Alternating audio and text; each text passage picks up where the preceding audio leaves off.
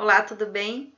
Eu sou Elizabeth, professora de Sociologia, e vim aqui nessa aula introdutória bem breve convidar vocês para uma reflexão sociológica e ainda estou aqui representando os professores Josué e Celina, que são professores de Sociologia também. Não esqueça de dar o seu joinha no final do vídeo e vamos para a nossa reflexão. Você já parou para pensar quem são as pessoas que vivem nas grandes cidades? Você já refletiu sobre quem são esses sujeitos, a sua história de vida, de onde vieram?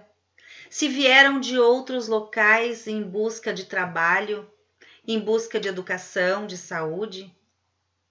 Se já vivem nesse espaço? Se seus objetivos de vida, será que já são alcançados, foram ou vão ser? As possibilidades e o acesso ao trabalho é o mesmo?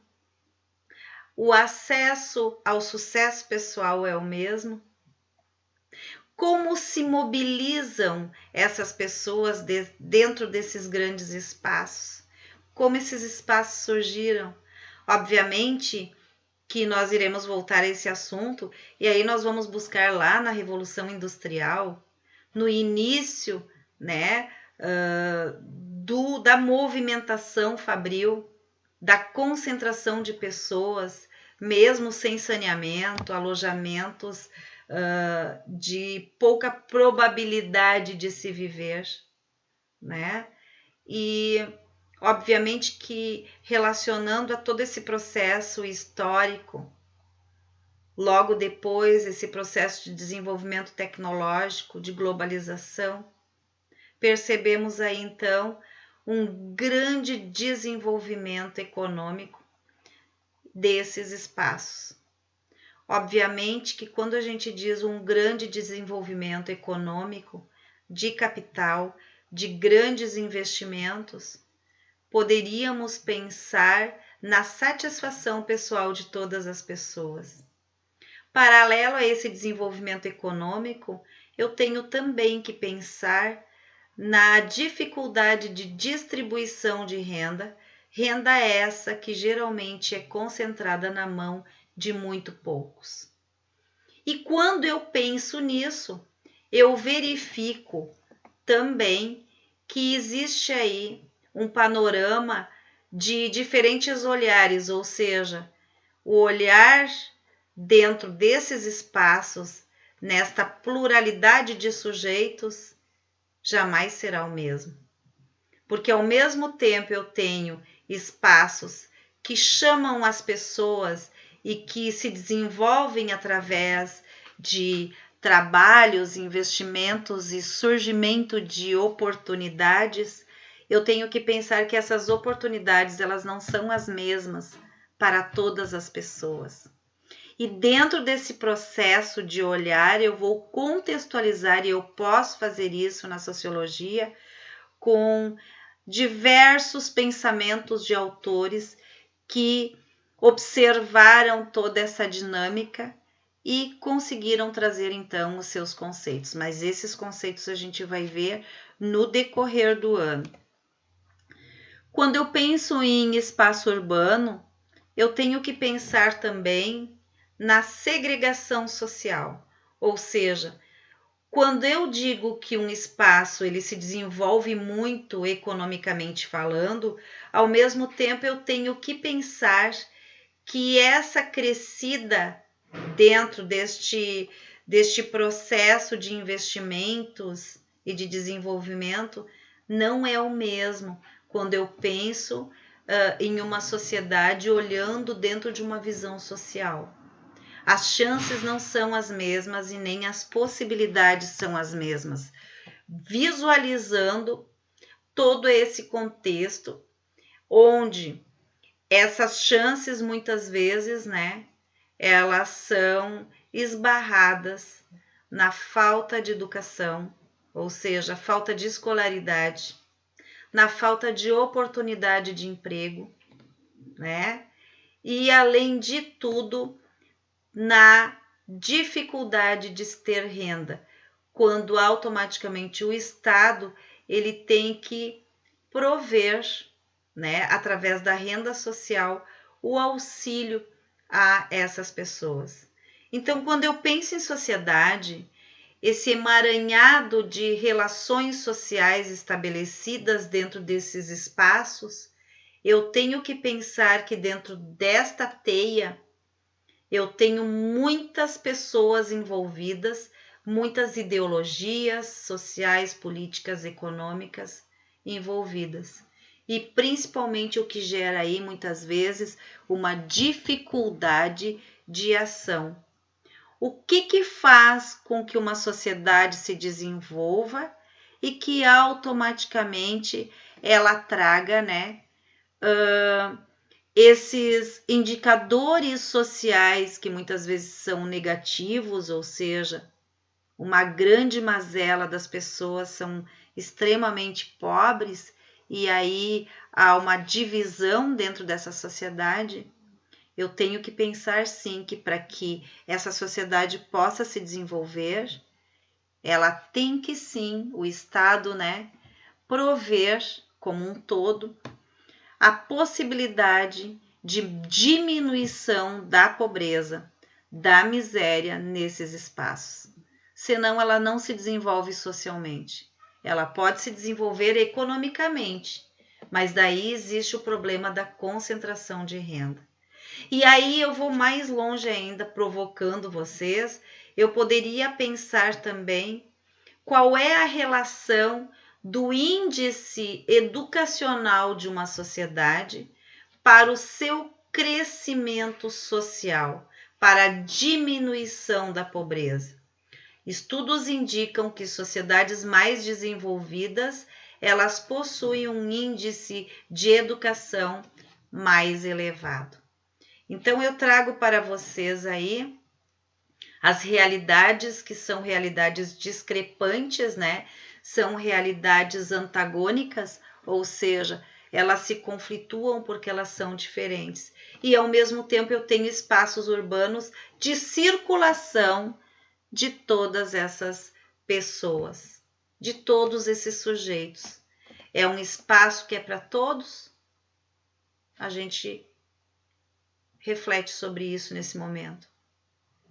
O espaço, ele dá possibilidade a todos se desenvolverem, para vocês ficarem refletindo, então, nas diferenças sociais, né? Que possuem, sim, contextualização histórica, né? E que traz a nós todos, junto com um olhar sociológico, um olhar também filosófico das coisas. Então, nessa nossa primeira aula inaugural, quais são as relações que se estabelecem nesses grandes espaços urbanos que se desenvolvem e que possuem toda uma mobilidade urbana e que trazem todo um movimento, inclusive com os locais de passagem. Quem são essas pessoas que passam? Quais são as principais dificuldades? Quais são os indicadores sociais que medem essas diferenças sociais? O que dizem os indicadores? Vocês pararam já para olhar os indicadores? O que são os indicadores? O que diz o censo de cada local? Quando aparecem aqueles gráficos mostrando o índice de pobreza, o índice de natalidade, o índice de escolaridade, o índice de sobrevivência nesses locais ou em alguns locais. O que dizem os indicadores sociais? O índice de violência, o índice de emprego e de desemprego. Tudo isso é para nós ficarmos refletindo, tudo isso acontece junto, dentro de decisões políticas, econômicas, sociais, dentro de sistemas, dentro de desenvolvimento tecnológico e, ao mesmo tempo, dentro da busca por emprego, dentro de olhares de autores que debatem e se debruçam na incessante pergunta de como dar conta da situação social nos grandes espaços urbanos que se desenvolvem e se desenvolvem, e que é a mesma sociedade e que muitas vezes parece ser outra. Locais muitas vezes que possuem regras próprias, locais esquecidos, locais na qual as pessoas talvez nem gostam de se identificar. Tudo isso faz parte de uma sociedade, muitas vezes, voltada ao crescimento apenas econômico, sem olhar, todo o contexto social. E para a nossa reflexão, é importante, então, que a gente traga esses dados, e eu convido vocês para, na nossa aula, trazerem esses dados, e é o que a gente vai trabalhar. Nós vamos trabalhar com o censo, com o IBGE, junto com a geografia, junto com a história, com a filosofia. Que a gente possa, pessoal, ter um olhar crítico, um olhar autônomo dentro da nossa sociedade. E que possamos discutir esses assuntos e que possamos verificar aí as diferenças.